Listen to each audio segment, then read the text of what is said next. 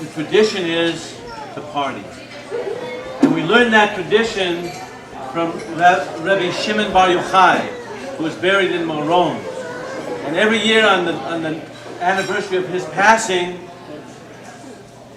hundreds of thousands of Jews travel to Meron and camp out and cook lamb and party and drink and pray for that departed soul. It says that the soul, when it leaves this world, is in the world of truth. It goes into the world of truth. He can see everything and everybody through and through. So he's haunting us again. What can we say? The guy is still on top of the scene, and in a more revealed way, in a more in-your-face way than ever before.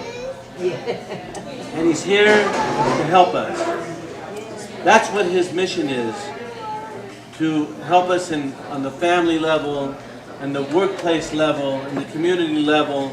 That's what Velva Ben Yaakov is trying to do right now. So we light a candle to connect with his soul. And then I'd like to ask people not to be shy, but to share some stories that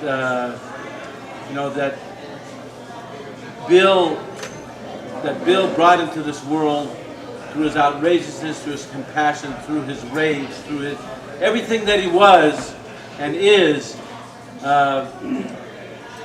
stands on his behalf on this day, the day of the Yahrzeit. We call it the Hilula, the elevation of the soul. So by us committing to good deeds in our lives, with our families, in the marketplace, on the way to the marketplace, a smile, a shoulder rub, in his behalf, in his memory, this not only helps him in his elevation on today, but it also helps us as well.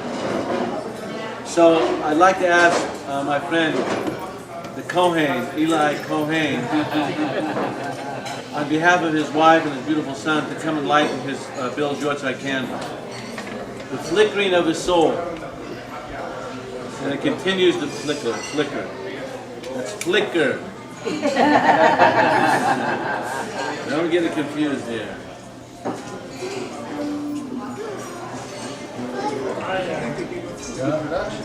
Put it right here. Can you zoom in on this? If this gentleman would slide over. Billy John, you're in the shot. Yeah. There we go.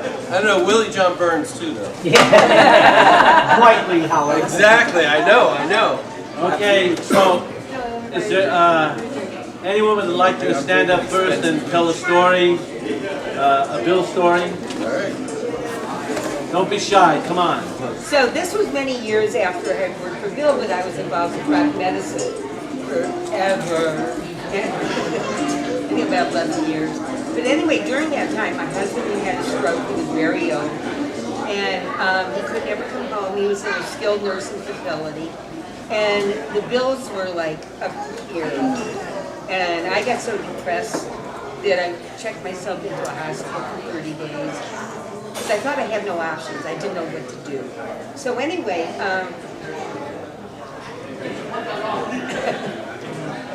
so while I was there, I called Bill, and he said, "Look, I'm really busy right now. The Russians won't let Jerry into Russia. I've got them on the phone. I've got this one on the phone. What?" I said, "I'm in the hospital. Blah blah blah blah blah. Can I come see you?" So he said, "Yeah." With all that going on. Right. So anyway, so I went. Pouring rain. Oh, you have no idea. It was sheets. And so he said, "What can I do for you?" And I said, "Well, I'm in a lot of trouble financially." I said, "I owe Nicky. That was his attorney that worked at HP. He was the owner of my house. So I owed him about $5,000. Blessed man never once asked me for rent after so that's it. But I felt so bad, So anyway, and I said, and the home needs about $10,000. I said, but I have to tell you, I have no idea how I'm gonna pay you back. It's like, hey, and he made it, you know, called somebody, and he came somebody with a check for 15,000, and I said, I will try, you know, to do this within this lifetime. He said, did you hear the word loan come out of my mouth? So there we are. Where I did a lot of deals. Just before we shook hands, he said, now wait a minute, don't forget, I'm a Jew. And I said, Bill, you're wearing a Star of David. You don't have to tell me that anymore. But anyway, I called him up because I wanted to buy a house for my mother. She found the house, it was on the weekend. I was leaving on tour to Santana, at 5:30 in the morning, I had to be at the airport. The real estate guy I met on the Sunday said he wanted a check on the Monday for the down payment of the house. Otherwise, the deal wouldn't close. You were the real estate lady? No. So, Thank God. the reason why he wanted, hopefully, that I couldn't come up with the money down to buy the house, was that he had just put the sign up. My mother saw it and told me. And then I drove right away to look at it, and the guy thought he probably underpriced it, which probably did. San Francisco, 2 flats, $107,000. This was about 35 years ago. Yeah. And it's in Excelsior now, it's worth 80. No, that's not. So, you know, I'm trying to sound like a pro. Anyway, I don't know where I was going to come up with the money, and it wasn't like I could just write a check for the amount I wanted to put down, which was, I was going to put down $30,000. So I called Bill Graham at home. The line was busy. I waited an hour. The line was busy. I waited another hour. The line was busy. Finally he said, yes. I said, Bill? Yes. This is Ray. Hi, Ray. What's up? I said, I want to borrow some money from you, and I need it on Monday. And he says, okay, what do you need? I said, $30,000. He says, okay. I said, what do you mean, okay? I said, when I worked for you, I wanted to borrow $200, and you sounded like I was trying to buy the film work from you, and you wouldn't lend it to me. And he says, well, I knew what I paid you. And I said, well, now I'm asking for $30,000. He says, you know, I've been on the phone all afternoon with that Steve Wozniak. And he wanted $3 million for me to go in partnership on the US Festival in Ontario. Oh, I remember. And he said, I was going to do all the work, all the group, handle all the production. All he had to do was put a few $1 million up. But he wanted me to finance it too. So we went back and forth, and finally I said, when the concert's off, and I slammed the phone down. He said, Wozniak has it. He'll put up the money. And I said, so you just said yes to me for $30,000. I said, that's a lot less, Rick. I said, well, how can you lend me $30,000 that easily when you wouldn't even lend me $200? That's funny. And then he told me again, well, I knew what I paid you. He said, the difference is now I know you got it. There you go. And it was a loan. The end of the story is my accountants went in there on the Monday, they got the check, they took it over to the real estate office, they closed the deal, and Bill said, Ray, when you pay me back, pay me the same way I lent it to you. Ooh. I said, how did you lend it to me? He said, I gave your accountants $30,000 in cash. Oh, boy. So that meant either I cashed a lot of checks, or I became a promoter, so I'd have cash under the table. So how'd you show? That's so good, Ray. I cashed a lot of checks, and I brought the cash in and put it on his table. And he says, thank you. He threw it in his drawer with the rest of his cash. That's a good one, Ray. Somehow, during the course of that time, working security for the soundboard on the Dead and whatnot, I developed a little drug problem. And that might surprise you if you knew me then, but maybe not. So, and I you know, I felt like I was at my wit's end, and I didn't know any of these stories about Bill. I didn't know his generosity spirit that I'm hearing now. But I went to him in the office, and I made an appointment, and I went in, and I said, I don't know if you know me. And he looked at me and goes, of course I know you, Rose. And he goes, what do you want? And I said, you know, I have this little problem, and you know, all I want is for you to give me medical insurance so I can go get help, because I don't want to live this way. And he goes, I just can't do it. And I said, okay, no problem. And I started to get up, and he goes, but I'm going to pay for your treatment. And he sent me to like an amazing 40-day treatment facility. He called every week. He sent tennis shoes when they told him that I didn't have hiking shoes, or that I couldn't take the walks. And, you know, it was so amazing that he did that. And then, like, I had a really big regret because it took me 6 more years after that to actually, but I have 20 years now. And it was a really big deal for me, and I think about him all the time, that he was such an amazing man. I felt so blessed to work for him, to work with him, to work with all the people that I did, and just so.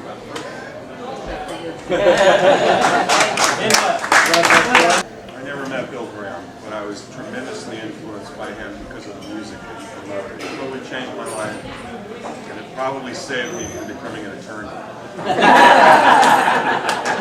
I'm in a men's group over in Berkeley. It's called the Sons of Orpheus. We have a tradition. We say, remember the dead by saying their name, their full name, 3 times as a group. I'd like to do that, but it's the original name.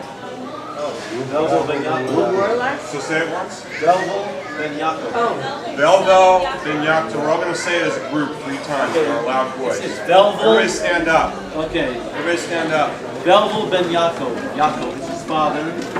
Velvo, the son of Yaakov. Velvo Ben Yaakov. Okay. You want to start us? Okay. Velvo Ben Yaakov. Velvo Ben Yaakov. Velvo Ben Yaakov.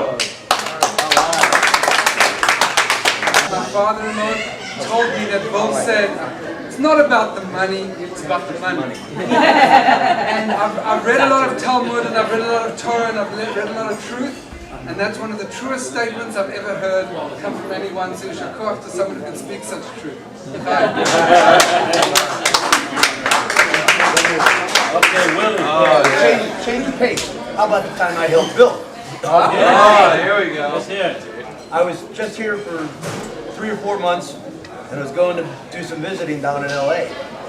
Being a new guy, when I went to the airport, I took a ride around to see what parking area was near what terminal. And as I drove around, I see Bill's car parked along the side of the road, the terminal, and he had left 2 hours ago. So I parked my car, went down to the police station, and said, yeah, the guy just abandoned it there. So apparently, Bill pulled up, gave his luggage to the sky cap, and walked on in and left the car. So I went down with the police and called the office, got the key, parked his car. Well, that was once. That's pretty funny. Yeah. I was coming back from somewhere out of town, got off the plane, got into my car, started driving out. No, I drove it. I was back at the office. Bill says, while you were coming back, you didn't happen to see my car in the parking lot, did you? I said, no. He said, well, I'm somewhere on the 2nd floor. He sent me back. I had to drive back and forth through the entire parking lot to find his car. So, Bill helps, and he gets help.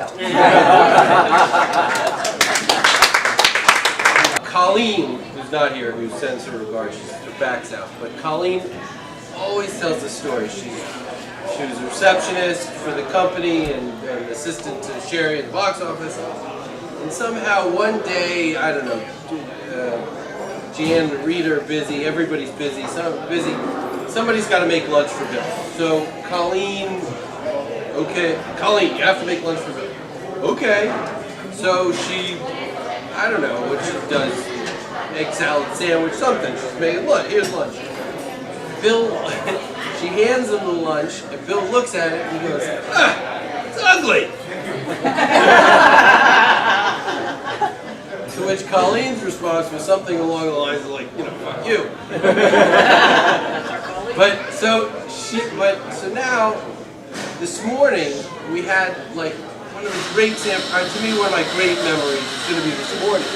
Because, and I knew it actually the other day, we met here, me and the rabbi and Leo from Don Ramone, talking about the plans, and we're going to make a lot of kosher Mexican at the rabbis, Leo from Don Ramone's. I said, this is San Francisco, only for girls. So we're at the rabbis, Leo's there, she's got two guys from her crew, a woman who works for the rabbi in the kitchen is there, and we're cooking, and Daniel and I went down to help out. And this older chef who's Alfonso, who's working, he's got Daniel and he's got Daniel doing all the garnishes. And every dish, it's like, oh, a different garnish, and he's doing the garnish, and I thought, really, Gavalt, this is food for Bill. If he looks down, he won't say, ugly. And the other thing, I'm stealing a little bit of Rabbi's thunder here, but the other thing was, we're talking, we're just meeting these chefs, and this Alfonso, he's the father and the son, and Alfonso is in shiny patent leather shoes, and he says to the rabbi, I'm in my dress shoes, we're here for this occasion, just to cook this food. For Bill. It should be such an occasion. And he says, my teacher, the Rebbe, he had a teaching that when we go out to the world, his rabbis, his emissaries, we should, among other things, we should always go with our shoes shine. So, there's a lot of talk about how you do things, what you go about do things, and one of the things that was great about doing shows for Bill, and the things that was instilled in a lot of us, were those kind of details. And there was always a lot of talk about food and his experience as a waiter, and how the plate looks, and how the presentation. And if you ever went to the Carnegie Deli, it didn't have paper napkins, it had cloth napkins. So the food was beautiful for Bill. When we got it set up, he said, I have 15 minutes, so make sure, it's short. So anyway, I just started asking questions, and I was a little bit nervous, going in to see Bill, as his reputation preceded him, and he wound up talking to me for an hour and a half about his life. And, some of the things I just read again in the book that Brian lent us about all the conversations of people and Bill's biography. I felt like I was going to cry during this whole interview. I mean, it was just amazing. So that was one of my experiences. And, when you were saying about doing something for Bill, I thought this is kind of a story about my husband. And Bill's nephew, became quite ill. And so he called up Yosef. And he wanted Yosef to, do something, also to be with Esther. And, Brian just made me these buttons of the Rebbe, and the Rebbe like we were saying, every rabbi has a rabbi. And our rabbi is Lubavitcher Rebbe. The rabbi is he was a great rabbi. And teacher par excellence. So, Avi was in a coma, basically, and not communicating. And my husband and Rabbi Grizin, who worked with us in Berkeley at the time, beginning of Nora, we wrote a letter with Avi's name, just like you just said Bill's name, but with Avi's mother's name. When Chris is still alive, we asked for a blessing for the mother's name. And we asked for a blessing for Avi. And it was right before Shabbat, which, Friday, right before Friday afternoon, before Friday and Saturday, and what happened that Shabbat was that Avi, who'd been in a coma, all of a sudden woke up, said, "Where are my clothes? What am I doing over here?" And Esther was there, and they just started to have a conversation. He just woke up, and unfortunately, it was his time. But he had a good vibe. He had a good vibe. So I really felt that afterwards, Empress Esther, Rabbi Drizzle was saying to my husband, listen, you have to go spend time with us. You have to go spend time with us. Talk, and hurt you, and she just was such a special woman. I mean, she still is, but I'm just saying. I got to know her at that time also, and she came to our house and she cooked the whole Shabbat for us, and she also did it, and my husband told the story about Bill, but my husband spent hours and hours being with her, and they developed like this intimate relationship. So we're all here to do things for each other.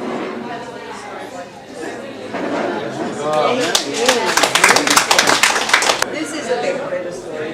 Ambiance. Okay. Bill did want to be the 5-star backstage host, and he was the best industry.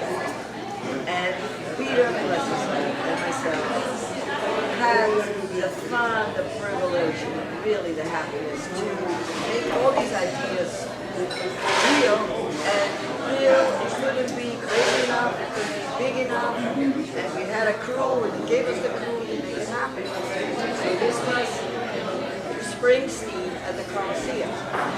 And for some reason, I don't exactly remember how it happened, but he had these cut wristbands. I think in order to cut down on the stopping, people had to buy wristbands first, and then when they bought the tickets, they got the wristbands on. And so we were having these thousands of wristbands. That, what do we do with these wristbands? Peter, I think it was Peter who came up, we're going to do a garland. So we're going to string these wristbands backstage on the trailers.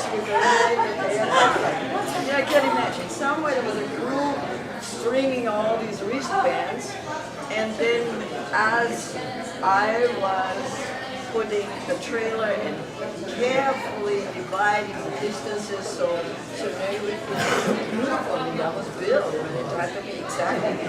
So making all these garlands, always hoping that there would be enough garland coming forever to string these wristbands. So I was standing up on the ladder last minute. We always squeezed as much into the time as much. And I'm sure that Greg was too much money, took up too much time, too much crew. He said that I have to do it. And so Bill comes walking, you know how he is like this. He's got something else on his mind. He looks up at me on the ladder, sweating up there. He said, "Do you think you're going to be finished?" I said, "Trust me, trust me." He said, "Yeah, that's what I'm hoping to say." And we got it done because obviously we had it on. I bless him for the wonderful, the generosity of making ideas happen, giving us the support, and really taking care of the bands. He cared so much about it. And making an environment that was comfortable when they have enough stress out there. And he loved the music. So thank you. Okay. I was a crew with the production department, and I'm an artist, and it was great to be part of the Belgrade Museum in the 80s. So I experienced my teenage life, and I was young, and I wasn't I didn't have sort of like a expectation. I just took it on. So one of the greatest joy for me was after the show to just go and just take it in. Like it was so exciting to me that you just could feel the hum. So this is a story story directly from Bill. This is not my story, it's his story. So he said, what are you doing? I said, oh, feel that hum. And he got it. He knew exactly what I was saying. He said, I have a story for you. He said, Aretha Franklin, at the end of the show, she didn't come out until everybody was gone. We were in Oakland Coliseum, and Oakland Coliseum has such a wonderful roundness. So at that show, I don't know if it was Bob Dylan, I don't know if it was, I don't remember, but there was dirt everywhere. He said, I recall that Aretha wore this white mink, and the cleaners, maybe one or two, opened the space, opened the road, and she just walked. This is great. I just loved it. So I feel very, very great that just got to know me, not only professionally, but also hear some of those tidbits. Because obviously when you always think about the person who's gone is true, when you call the person's name, the person is alive in your heart. And literally the deeds that is left behind. So there are beautiful things that they say in Africa or in the Middle East. As long as somebody talks good about you, of your deeds, or write a song about you, whatever that song is, that person is alive. So we are all here and it's just Well, I have an interesting production story. I wasn't there at the time, but some of the guys that helped set up FM are still in the stagehand training, and they have told me this story a couple of times. It seems that, you know, when they started doing the really big shows, Bill had to call the union because he just didn't have nearly enough people. He didn't really, it was kind of a love-hate thing. He didn't really like them that he needed. And so, you know, yeah, exactly. So, you know, he calls down there and they say, so, you know, we'll send you electricians and carpenters and stagehands and projectors. And so he's not really sure what all this means, but he says, okay, and they show up, and then he wants to get stuff done. And he tells us, got to go do something. The guy says, no, I'm a carpenter. He tells us, got to go do something. He said, no, I'm an electrician. So he just gets better. And that doesn't go over that well. So the next time he's having a really big show, he goes down to the level. And he said, they say, okay, so we'll send you 5 electricians. He says, no, I don't want any electricians. And they said, we'll send you 5 carpenters. No, I don't want any carpenters. We'll send you 5 projectors. No, I don't want any economists. Well, what do you want? He says, I want 50 stage hands. All I want is stage hands. I don't care about your departments. I want people who will actually do the work. I don't want people who are going to tell me that they can't do this, they can't do that. And from then on, you know, they worked out pretty good. They split it up, you know. He had some guys work, and Union had some guys work, and then he had FM guys work. And so, you know, I thought that was pretty typical Bill. He also took care of his audience, and my favorite Bill story was from way back in Winterland days. I was pretty new to rock medicine then. We had a girl come in from the hood who had come all the way up from Texas for did shows and had been attacked on the street on her way to Winterland. She came to Rock Med, Bill came, he put all of the security guys who were usually outside of the room out looking for the guys. I doubt if they all found it. But he came in, he spoke to her, he spent time with her. He said, if you find this guy, I will pay for you to come back and stay and go to court. He took care of her. He really took care of her. That is one of my favorites. That's my warmest memory.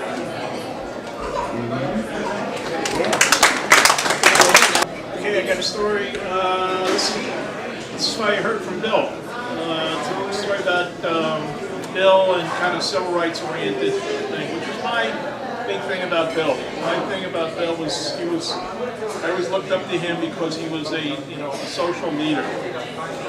And anyway, so he had this thing, the 25th anniversary of his company. I think there was a group called Bay Area Women in Music. They're doing a thing for him, and a lot of people tell me stories. So he told a story about he was a waiter up in the Catskills, and let's see. Okay, so then one night it's his girlfriend's birthday, and Harry Belafonte is singing at the hotel. So he goes up to Harry Belafonte, as a waiter. After the thing, he says, "Oh, Mr. Belafonte, my girlfriend's having her birthday. We're having a get-together birthday party for her. After everything closes up at this little place where everybody lives, and if you could come by, it would be a very big deal for her." So he does it. He comes by. He sings her happy birthday. He hangs out for a little bit, and and from then on, Bill and Harry are friends. Harry, of course, was very influential in the civil rights movement. Worked with Dr. King and all that. Okay, so then, I don't know, 25, 35, 40 years later, whatever. Nelson Mandela gets out of jail, and he's going to do his first tour of the United States. He already does Wembley Stadium, and it's a big rock and roll, thing. And now he's coming to the United States, and the African National Congress is organizing his tour as he goes across the United States. And Harry Belafonte is the guy who's working with the ANC. So he calls in Bill to meet with the ANC at talk about the end of the tour. And so they're in this meeting, and they're talking about we're going to end the tour in Los Angeles, and we'll have a lot of stars and celebrities there. And Bill says, no. He says, listen to me. He says, you should end your tour in the Bay Area, because if you do it in Los Angeles, Nelson Mandela will get lost. And the celebrity with all the bands and all the the razzmatazz and everything. Come to and end it in Oakland. We'll put it into the Oakland Stadium.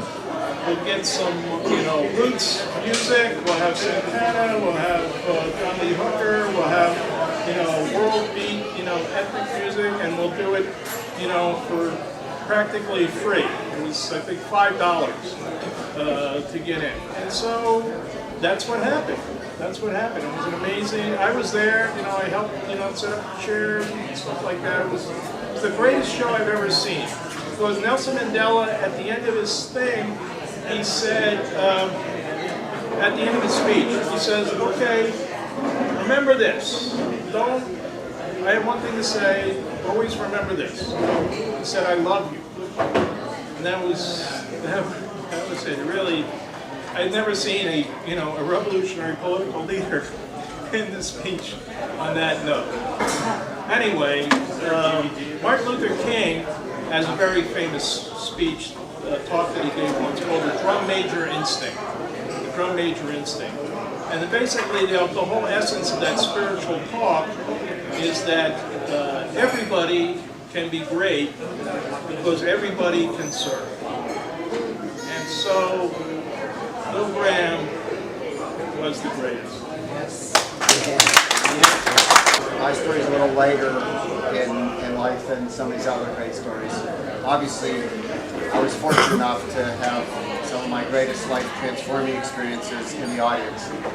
So I could speak as a fan to know that I'm a promoter myself. There's some fairly medium-sized, big-sized shows, and all of us who put on shows are inspired by the spectacular nature of the Mardi Gras and New Year's Eve shows, and the shows that were really all about giving the fans back for what the fans had given DGP and Bill in his life. But I was a record label executive. I had artists that were signed to various artists, and I was always looking for to get something to fill more when the time was right, or on a bill at some time, and we never really get any juice from bills. But my record company one day got a large investment from one of the heirs to the Vanderbilt fortune. And about 3 weeks later, a bunch of people who chief financial officers, etc., were on my door in Sonoma saying, Bill wants to know if there's some business to do. So my story is, Bill knew he had the best nose for money. And I guess part of those piles of money that were in the drawer we're allowed to allow some of these spectacular events that we were at and were part of, allowed people to have experience with music that allowed so many of us whose life was transformed by the music experiences that we had. When you talk to kids today about an experience, they don't necessarily have the direct experience that we had in those days. Where you would go at any given moment, you could go to a show and that show could transform your life. And Bill was definitely a magician that way, where he would create the cauldron where all of the magic could be poured into. So as a promoter myself, in my own little way, I try to bring magic to what I do. And as a businessman, I always remember that knock on my door. And you know, people are paying attention to what's going on in the community. And so I thank him for his inspiration. Actually got the ability to get into a New Year's show by decorating the Kaiser with crepe paper. Not only the hallways, but the main part of the house. Balloons, everything under the sun. And if you go to the Grateful Dead family album, I believe it is on YouTube, you can actually see pictures of the decorations in the hallway of the Kaiser. And the fact that, like, you know, we were all one. It wasn't like at Bill's shows, like, there were artists and then there were the workers. Like, if you went backstage, there was a massage person, and any person could get a massage. It was, you know, it could be a blue coat, it could be a production person, it could be the top level artist. And I'm, you know, cleaning up for myself enough, and it was a great thing several times. But, you know, the fact that he would put that much into just the little touches that were so beautiful. One year for Live, I believe it was Clear Channel at the time, they asked us to have a meeting at the Fillmore to discuss what was different about doing a Bill Graham show and now. And let's just say I told them. I believe I was wearing a Laguna Seca Days sweatshirt, and I said, you know, early in the days we used to have these wild artistic shows with out in the campgrounds, and there'd be fire dancers in the middle of the night for the people in the campgrounds, not just the show concert itself, but there was late night entertainment. And we'd create these little cities where they would think of everything from showers to water. There was no $5 bottle of water. There was drinking fountains that my friend Lonnie put up. You know, and to see these, like Laguna Seca Days, go from nothing to a city of 30,000 people back down and nothing be left. All the trash gone, everything was great. Was always like a major testament to what he could do and what we all achieved and did together. And some of my other greatest memories, I told them, I whipped off my sweatshirt and they were like, oh my God, she's taking her clothes off. And I was wearing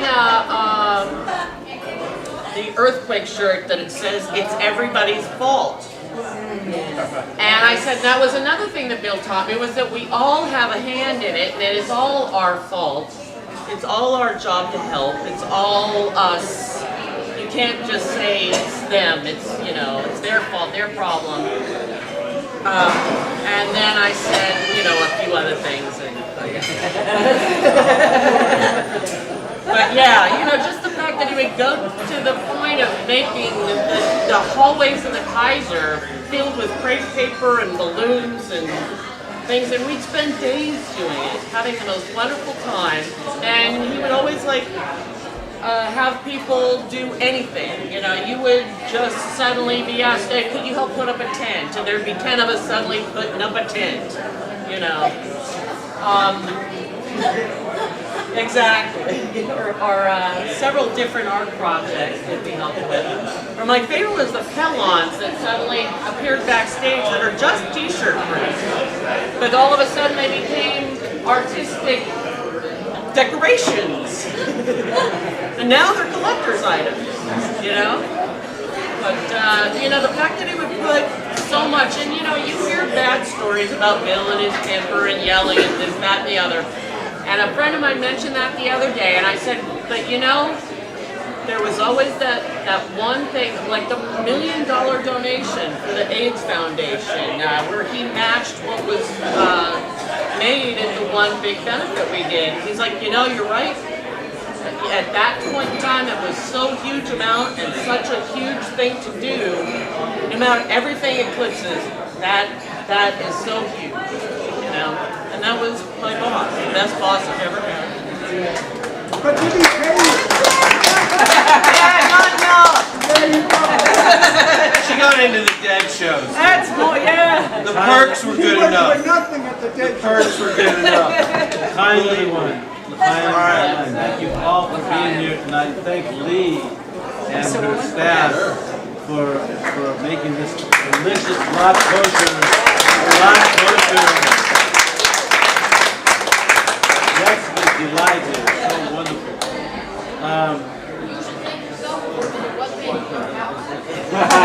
Made in our school. It was made in my wife's school, actually. So I want to say a couple stories here. One is, I always wanted to get Bill here, and he knew that I was after him for the buttonhole him for the Menorah project, and it was like a cat and mouse game.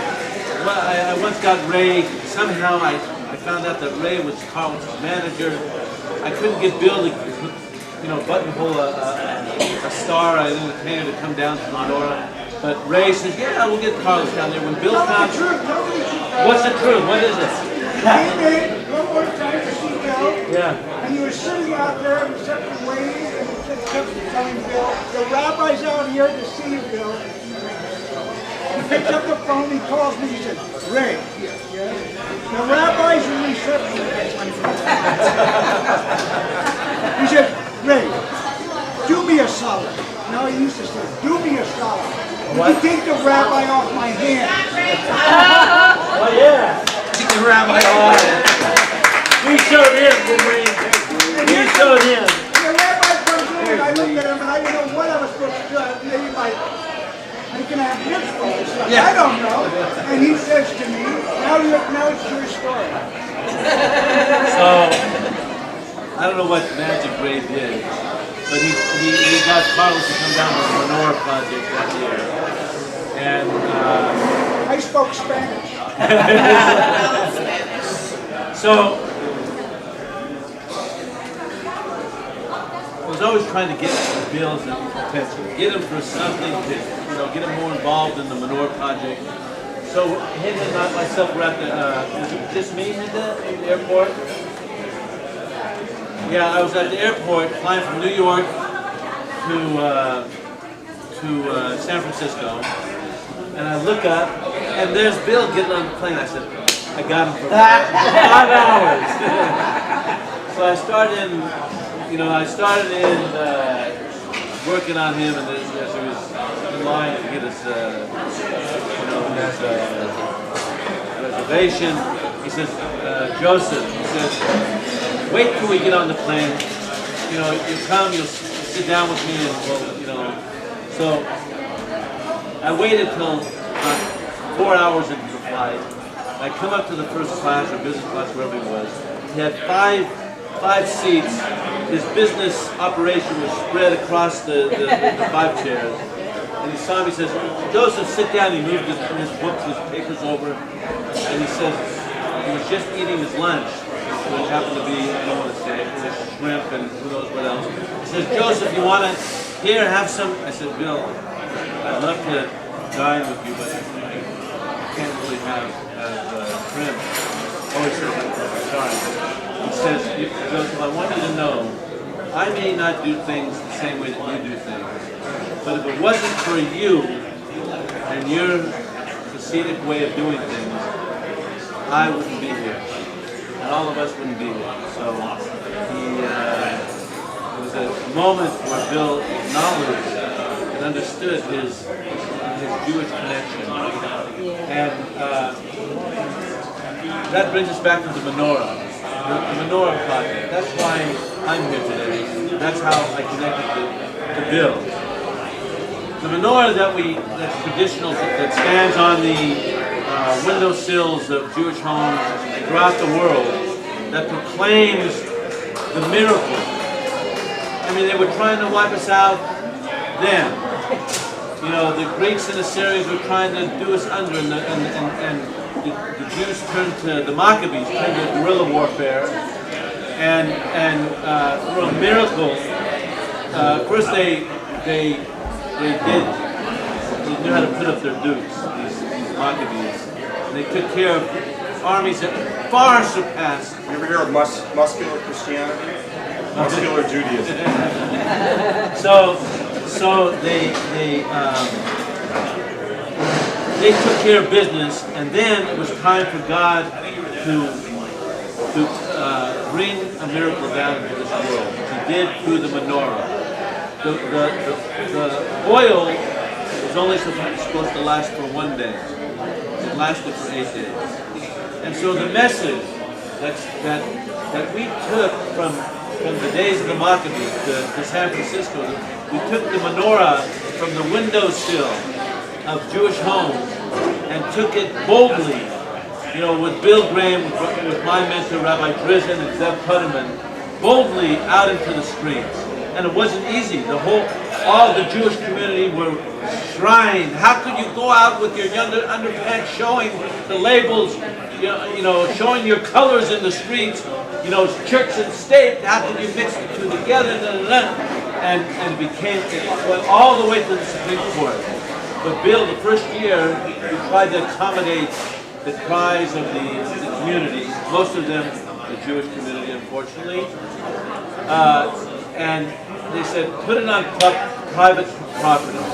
We know someone out in Stonestown, they'll give you the property out there, and we'll guarantee, we'll roll up our sleeves to bring out the entire Jewish community, all the organizations, they'll notify their communities, and we'll bring out the public. So on the basis of that guarantee, we said for peace in the community, we'll put it on private property. I went out to Stonestown, Bill came out the first night. There was maybe less than the amount of people that were sitting here. Bill turned around and walked out. He told me after the next day, he says, we're going back to Union Square. And that's where it's been ever since. And from that point on, the Mama Menorah gave birth to menorahs in Red Square, in Alaska, in Washington, in literally all over the world. And we won the court case that allowed the light of the menorah and everything that it represents, freedom of religion, not only for Jews, but for all mankind. And that miracles are still within our reach. And right over might. All the messages of Hanukkah which cross over all boundaries of people. And this is and today this light show that Bill helped produce and put together with his production crew is literally in every major country, every major city. Small lights, big lights, car lights, little menorah lights, literally hundreds and thousands of lights are being lit in the merit of Bill's effort, Bob. So, I don't think any one mitzvah, any one precept from the beginning of when the Torah was given at Mount Sinai has accomplished so much in unifying not only the Jewish people, but giving this message to the world. And the concert still goes on in the thousands, and so I'm just so proud to be here with all of you that were in the trenches, with Bill. And I want to tell one more story. Did I tell you last year about the story about Esther cooking at Chabad? Yeah. Okay. So now I'm going to tell you how about the story about the menorah when the fire. Did I tell you that story? Okay, you're going to hear it again. So I was on my way over to the East Bay, and I hear on the radio that Bill's offices, right up next door here, were inflamed. It was right after Bill took his stand, because Reagan was going to Pittsburgh, and so someone torched his office. So I got off on 4th Street, came down to the offices. The firemen the office was on ground level, on the street level. So I was standing there with a bunch of other people. The fireman in the office with his axe, and I saw the menorah that we had, the replica of the Mama menorah, which was sitting on Bill's desk. And I said, give me that menorah. He says, who are you? I said, I'm Bill's rabbi, which is questionable.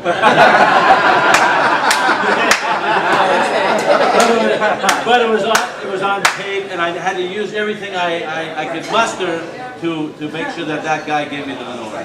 And it was half the limbs of the menorah were already charred and burned, and so he gave me the menorah. Right then, sure enough, I could have it. The TV cameras came up to me, and they said, "Oh, you're Bill's rabbi." Do you think this was a terrorist attack? Anti-Semitic?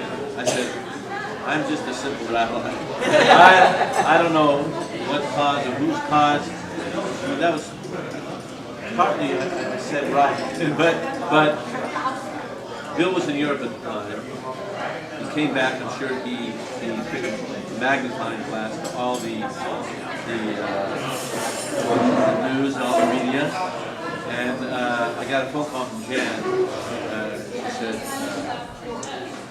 which is, Rabbi, you're not going to want to hear your wife what I have to say to you.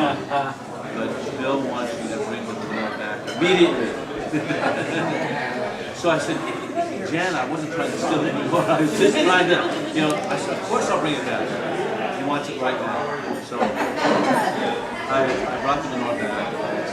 And it took me some time, a lot of blood, sweat, and tears in order to, because Bill was devastated by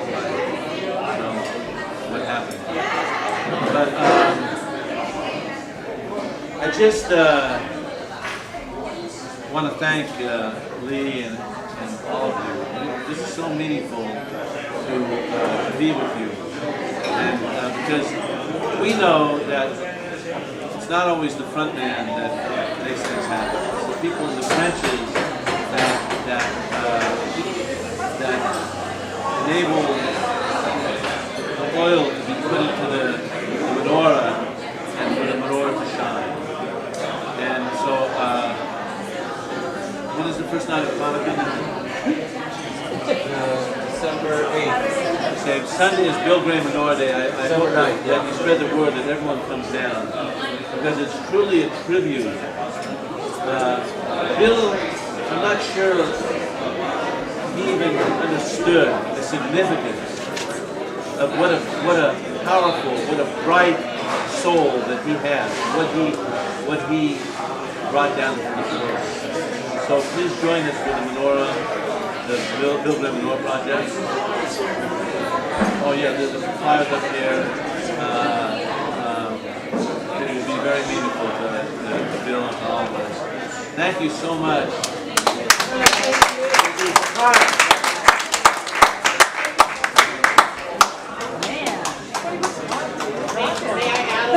Oh yeah, stand up. Let me everyone, please give this lady your